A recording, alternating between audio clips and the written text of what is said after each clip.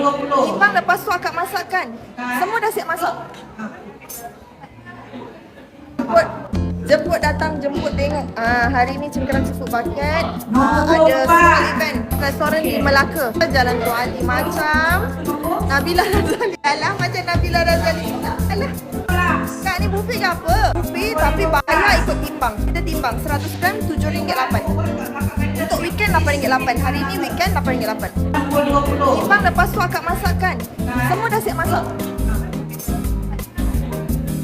Akak dah siap steam dah semua. You all tinggal pilih. Lepas tu kita akan timbang 100 gram RM8.8. Lepas tu kita akan blanch. Blanch untuk proses pemanasan lah. Lepas tu you all dah boleh pilih flavor. Boleh pilih flavor apa you all nak.